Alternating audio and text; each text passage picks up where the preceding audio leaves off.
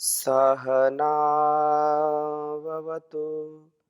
सहनौ भुनक्तु सह वीर्यं करवावहै तेजस्विनावधीतमस्तु मा विद्विषावहै। ओम शांति शांति शांति। वैदिक जीवन पद्धति के आधार पर हम वेदों का जो सार है, जो जीवन का आधार है, जिससे मनुष्य का और इस संपूर्ण जगत का उद्धार है, कल्याण है, ऐसी कल्याणी वेदवाणी का हम स्वाध्याय कर रहे हैं। और वेदोक्त वाणी व्यवहार जो हमारा संपूर्ण जीवन, जिससे उत्तमोत्तम बने और उत्तरोत्तर हम यश कीर्ति को प्राप्त करें, क्योंकि मनुष्य का जीवन जब संपूर्ण ज्ञान से युक्त होता है तो वह ज्ञानी विज्ञानी व्यक्ति अपने कर्तव्य का निर्वहन भी अच्छी प्रकार से करता है। कोई व्यक्ति जब अपने पथ पर चलता है और उस पथ का उसको वह जो लक्ष्य है, कहाँ वो पहुंचता है, मंजिल कहाँ है, उसको नहीं पता, तो रास्ते तो बहुत हैं, लेकिन हम सब रास्तों का अनुकरण नहीं करते। संसार के सभी रास्तों पर हम चलते नहीं। सड़कें बहुत बनी संसार में, आप देखें एक एक स्थान को जाने के लिए कितनी जो है सड़कें होती हैं, राजमार्ग होते हैं, छोटी सड़कें होती हैं, छोटे मार्ग होते हैं, परंतु सबके हम पथिक नहीं होते। हमको जिस पथ पर जाना है, जो हमने मंजिल सुनिश्चित की है, उसी ओर जाना है, उसी को पाना है, उसी को जीना है। तो यह वेद का ज्ञान हमको सच्चा मार्ग दिखाता है, मंजिल दिखाता है कि तुम्हारी मंजिल क्या है, तुम्हारा गंतव्य क्या है, तुम्हारा प्राप्तव्य क्या है, तुम्हारा साध्य क्या है। ये तो संसार, ये सारी जो चीजें हैं ये साधन के रूप में मिली हुई हैं, लेकिन साध्य का भी, साधन का भी और इस संपूर्ण व्यवहार का जो दिग्दर्शन है वो हमको परमात्मा की वाणी, वेदवाणी से ही दृष्टिगोचर होता है, हमको समझ में आता है, हमको दिखता है, हमको दर्शन मिलता है, एक हमको जो है मंजिल को प्राप्त करने का या अपने निज कर्तव्य का बोध इन्हीं से होता है। यह कितना भी इसमें शोध हो, कितना भी इसमें चर्चा परिचर्चा हो, लेकिन जितनी बार हम इसमें शोध करेंगे, जितनी बार हम इसका बोध करेंगे, उतना ही हमारा जीवन उत्कर्ष को प्राप्त होगा। हमारा सौभाग्य है कि हम महर्षि देव दयानंद जी, जिन्होंने वेदों की ओर लौटो ऐसा उद्घोष किया, नहीं तो भारतवर्ष पता नहीं क्या हो जाता। वह प्राचीन विद्या लुप्त प्राय हो गई थी, पुनः जो अवसर मिला है और सबको अवसर मिला है, जो भी ज्ञान के पिपासु हैं, जिज्ञासु हैं, उनके लिए यह कर्तव्य है और यह उनको अधिकार है कि वेदों का पढ़ना पढ़ाना यह सबका स्वकर्तव्य, आर्यों का, श्रेष्ठ जनों का, और उसको आचरण में लाना।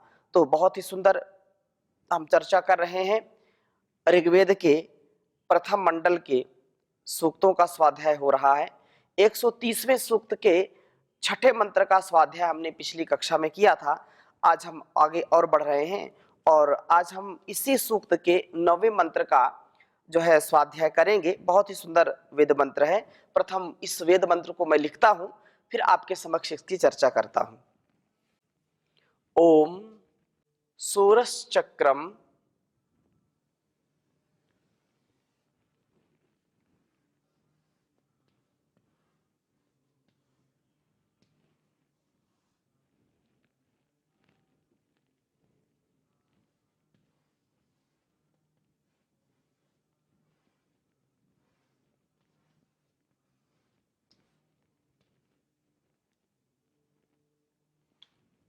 शूरश्चक्रम प्रवृज्जात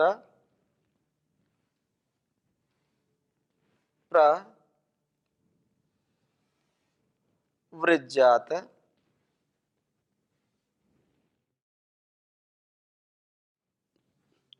बृहज्जात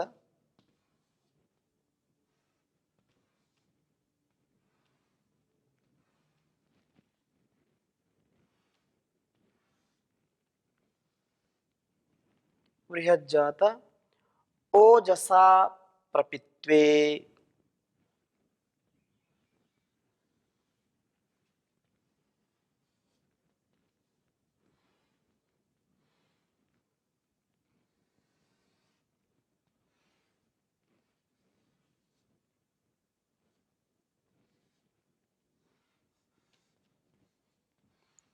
ओजसा प्रपित्वे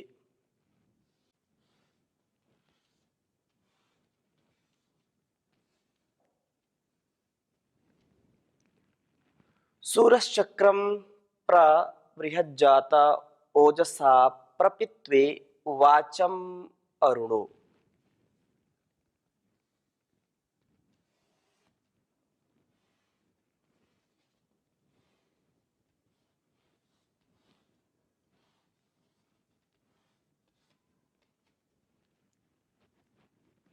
वाचम अरुणो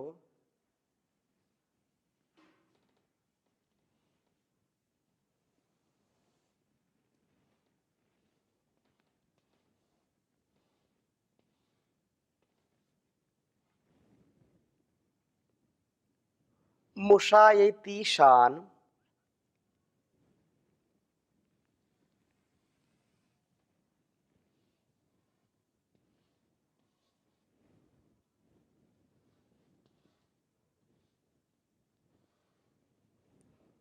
मुषायति शान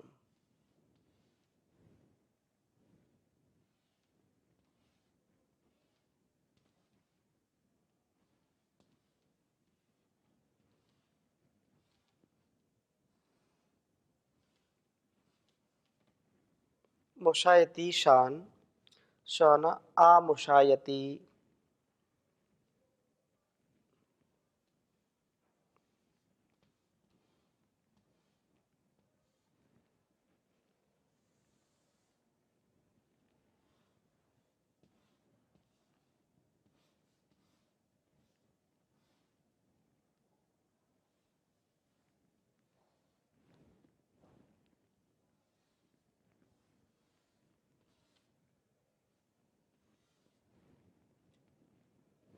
आमुषायति उष्णा यत् परावतो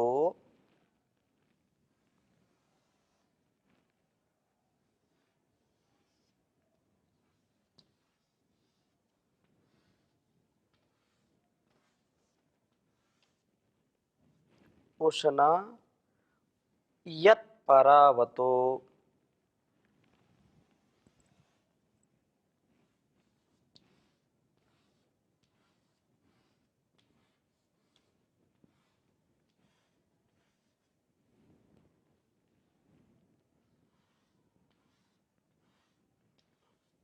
परावतो अ जगन्नुतये कवे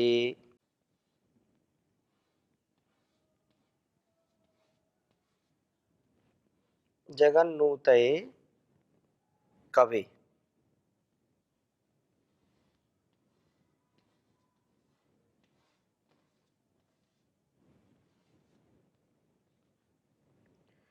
सुम्नानि विश्वा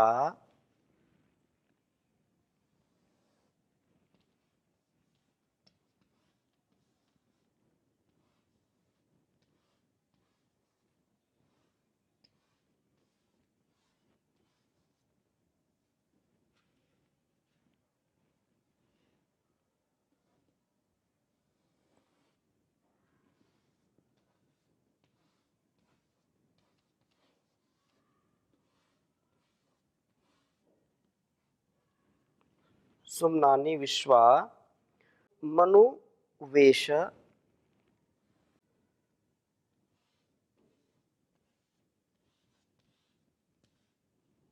मनुवेश तुवर्ण रिहा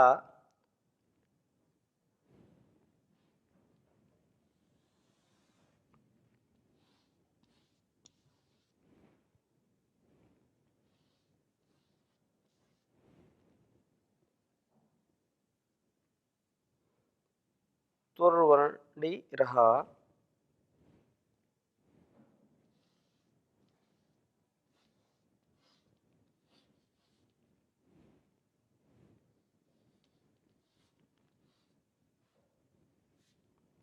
तुर्वर्णी रहा विश्वे व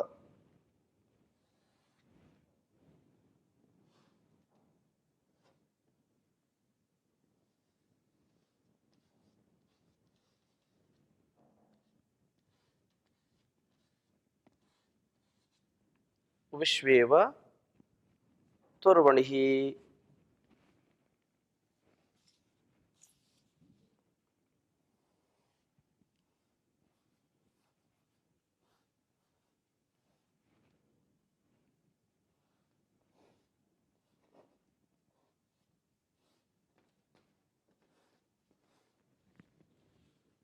ऋग्वेद के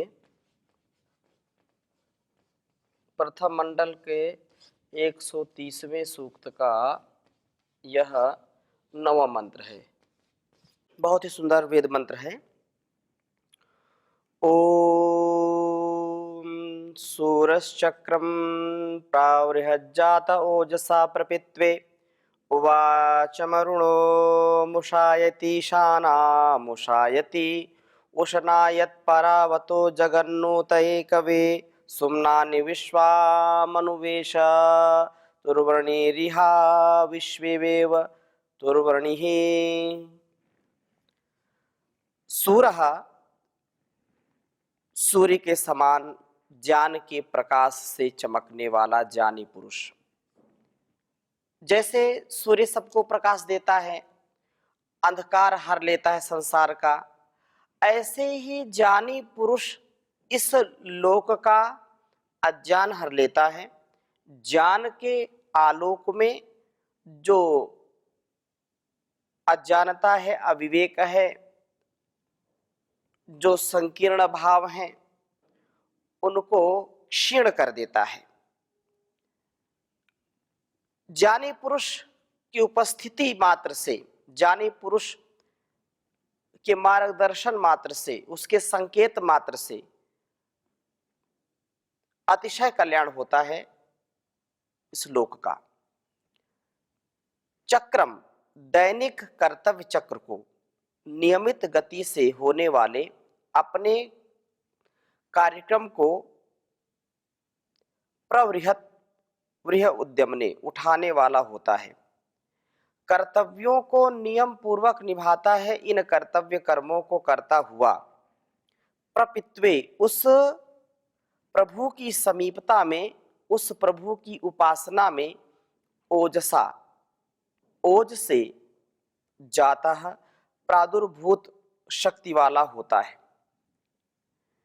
प्रभु की उपासना से प्रभु की शक्ति का प्रवाह उपासक के अंदर होता है और वह प्रभु की शक्ति, प्रभु की जो कृपा है, प्रभु का जो औदार्य भाव है, उनकी शक्ति से वास्तव में वह अपने कर्तव्य का निर्वहन अत्यंत यशस्विता से वो कर पाता है।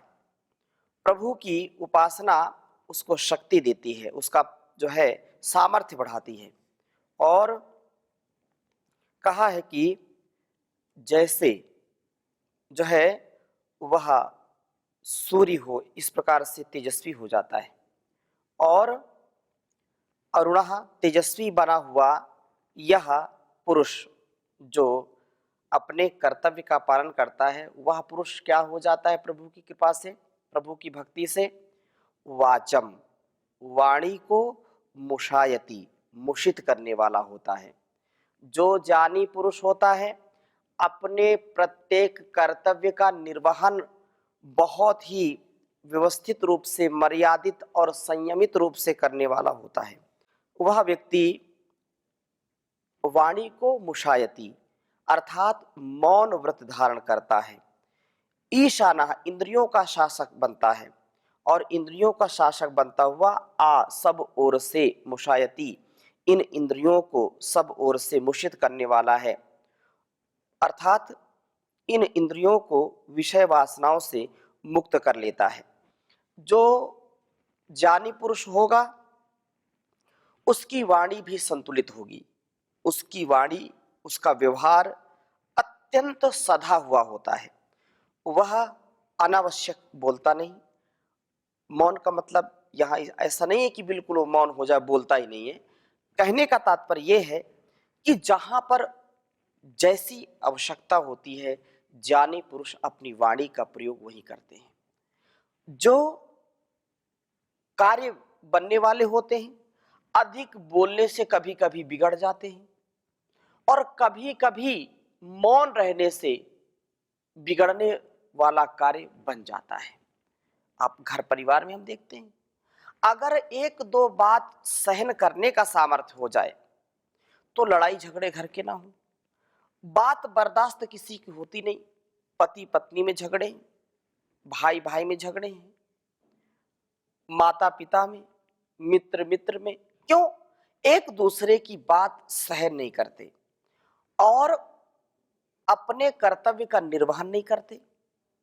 अपने कर्तव्य के निर्वहन में यही तो यहाँ पर उपदेश दे रहे हैं कि जो वास्तव में प्रभु की भक्ति करता है, प्रभु से शक्ति पाता है, ज्ञानी पुरुष जो है वो अपने कर्तव्य को हर हाल में, हर काल में, हर परिस्थिति में उसको संपन्न करता है। वो कभी इस संसार की बाधा से कभी वो बाधित नहीं होता है। उसकी इंद्रियों पर उसका नियंत्रण होता है, उसका मन और उसकी वाणी, उसकी सारी इंद्रियां, ज्ञान इंद्रियां, कर्म इंद्रियां सब उसके नियंत्रण में होती हैं।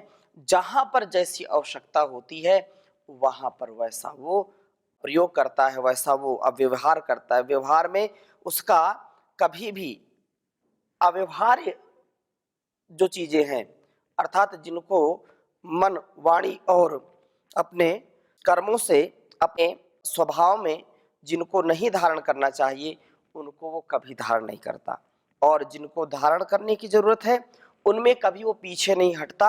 उनको प्रभु की शक्ति से, प्रभु की भक्ति से उनको जो है आत्मसात कर लेता है और हर पर वैसा ही वो जीता है। इसलिए कहा है कि वह इंद्रियों पर सब ओर से विजय प्राप्त करता है।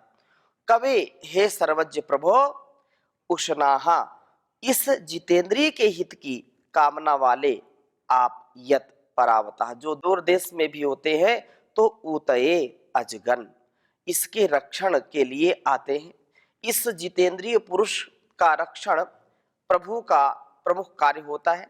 प्रभु सर्वव्यापक है, अतः उनके जो है दूर होने का कोई प्रश्न नहीं कि वो दूर से आते हैं रक्षा करने के लिए, वो हर पल रहते। लेकिन कहने का आशय ये है कि किसी भी परिस्थिति में, किसी भी हाल में वो कभी उसको छोड़ते नहीं। जब जब भक्त पुकारता है, जब जब हमारे अंदर वो जिज्ञासा, वो पिपासा, वो तड़प हमारे अंदर उत्पन्न होती है, प्रभु दर्शन की अभिप्सा होती है, तो वह विरह, वह तड़प, वह बहुत ही जो रोम रोम से जो पुकार है उस पुकार को सुन करके वह उद्धार करने के लिए जरूर आता है, अर्थात हमारे लिए कल्याणकारी बन जाता है। वो जहां जो है सब कार्यों को छोड़ करके वे प्रभु इस जितेंद्रिय पुरुष के रक्षण की ओर प्रमुखता देते हैं। यहाँ पर जो परावतः मतलब हर कार्य को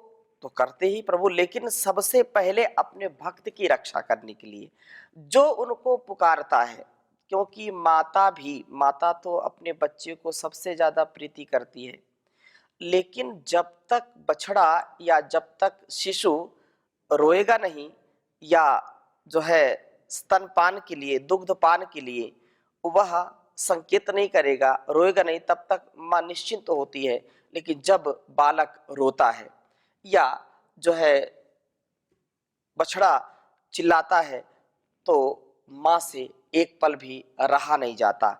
वो सारे कार्यों को छोड़ करके सबसे पहले अपने शिशु की देखभाल करती है, अपने बच्चे की देखभाल करती है, उसको तृप्त करती है। ऐसे ही प्रभु के लिए तो इतने कार्य हैं संसार में, गणना नहीं कर सकते, लेकिन वे उसको जरूर प्राप्त होते हैं, उसके भाव में, उसके स्वभाव में जरूर आते हैं। जो उसकी चाहना करता है, जो उसकी उपासना करता है, प्रार्थना करता है और सच्चे हृदय से करता है, ऐसा नहीं दिखावटी कार्य हो ना, उसको सच्ची भक्ति से आंसू बहाना पड़ता है, तड़पना पड़ता है, सब कुछ समर्पित करना पड़ता है प्रभु। तब ऐसा तो सब कुछ तो उसी का है, हम क्या दे सकते हैं उसको। लेकिन एक यह बात कही जाती है कि सब कुछ समर्पित करना पड़ता है। मनुष्य इव, जिस प्रकार से विचारशील पुरुष के साथ इसी प्रकार इस जितेंद्रिय के साथ विश्वा सुमनानी, संपूर्ण धनों के तुरवण ही शीघ्रता से संभक्त करने वाले होते हैं। विश्वा इव, आहा, सभी दिनों में तुरवण ही इसके लिए धनों को प्राप्त कराते हैं, अथवा शीघ्रता से इसके शत्रुओं को पराजित करने वाले होते हैं। अर्थात जो ईश्वर का सच्चा भक्त हो गया, उसको संसार में किसी भी प्रकार की चिंता करने की आवश्यकता नहीं होती है। ज्ञानी पुरुष कर्तव्य कर्मों को नियम से, संयम से निभाता है, प्रभु की उपासना से शक्तिशाली बनता है, इंद्रियों को वश में करता है, अपनी वाणी को भी, ऐसा नहीं कि अनर्गल बात करता हो। कुछ लोग दिन भर कुछ ना कुछ बोलते रहते हैं, बड़बड़ाते रहते हैं, और वो अपने मन की बात, या ये कहें कि उनका जो स्वभाव है ना, दो चार को पकड़ करके घंटों घंटों पता नहीं क्या क्या बातें करेंगे, समय उनका भी नष्ट करेंगे, अपना भी नष्ट करेंगे, शक्ति नष्ट करेंगे। तो ऐसे लोगों से लोग बचते हैं कि इसके पास जाओगे तो कुछ समय खा जाएगा। तो ऐसे ज्ञानी व्यक्ति नहीं करते। जो कर्तव्य पारायण व्यक्ति होते हैं वो अधिक नहीं बोलते, बकवाद नहीं करते, और वो जितना बोलते हैं बहुत ही संतुलित बोलते हैं, व्यवस्थित बोलते हैं, मर्यादित बोलते हैं, नहीं तो मौन रहते हैं, कोई आवश्यक नहीं, कोई कितना भी पूछता रहे। जो उनको सच्चा जो है भाव है, या जिसमें बोलना आवश्यक है, तो उसको बोलेंगे। कई तो कुछ निंदा, स्तुति, चुगली, ईर्ष्या, द्वेष, कुछ ना कुछ ऐसी बातें जो हमारे लिए अच्छी नहीं है। किसी की जो है हिंसा के विषय में चुगली करते हैं, और उसके स्वभाव के विषय में निंदा, स्तुति, या दूसरे के जो है दोष देखने में, दूसरों की बुराई करने में किसी किसी की जीवा बहुत चलती है। लेकिन ज्ञानी पुरुष जो होते हैं वो कभी इस स्वभाव को अपने वाणी पर नहीं आने देते, वो मौन हो जाते हैं, नहीं बोलते। ये इसलिए वो अपनी इंद्रियों को वश में करने वाले होते हैं, प्रभु से रक्षणीय होते हैं वे, और प्रभु इन्हें आवश्यक जो धन है, अर्थ है, धर्म अर्थ काम मोक्ष, ये जो संसार के व्यवहार में जो अत्यंत महनीय चीजें हैं उनको वो उपलब्ध कराते हैं, कभी उनसे दूर नहीं होते। और बहुत सुंदर बात कही है कि प्रभु की हम स्तुति, प्रार्थना, उपासना करें और प्रभु को अपने निकट पाए। खुशियों का ग्राम है, सच्चा सुख धाम है, दुनिया में सबसे प्यारा ईश्वर का नाम है। खुशियों का धाम है, खुशियों का ग्राम है, सच्चा सुख धाम है, दुनिया में सबसे प्यारा ईश्वर का नाम है।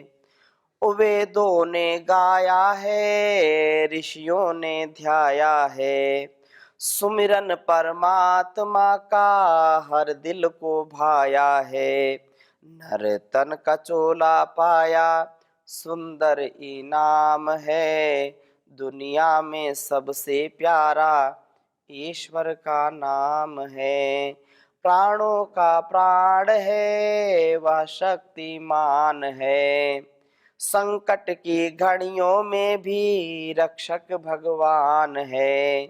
उसकी भक्ति में डूबी हर सुबह शाम है, दुनिया में सबसे प्यारा ईश्वर का नाम है। दुनिया में सबसे प्यारा ईश्वर का नाम है। बादल घनघोर है मनवा कमजोर है, रास्ता भटकाने वाले लोगों का शोर है। ईश्वर का चिंतन मन को देता आराम है, दुनिया में सबसे प्यारा प्रभु तेरा नाम है। सच्चा दरबार है सच्ची सरकार है, सुख दुख फल पाने वाला सारा संसार है। अच्छे व्यवहार का ही अच्छा परिणाम है, दुनिया में सबसे प्यारा ईश्वर का नाम है। पहले तुम जान लो उसको पहचान लो, ईश्वर को जान लो उसको पहचान लो, फिर उसकी भक्ति करना जीवन में ठान लो। ऋषियों मुनियों का सबको यही तो पैगाम है, दुनिया में सबसे प्यारा ईश्वर का नाम है। निकले जो राह में मंजिल की चाह में, निकले जो राह में मंजिल की चाह में, गड़बड़ ना होने पाए जिनके उत्साह में।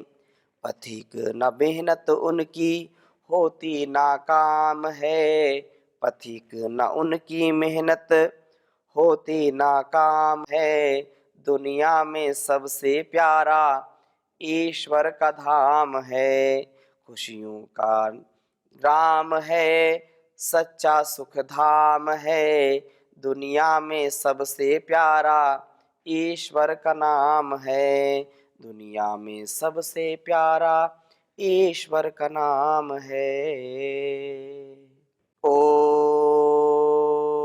शांति शांति शांति।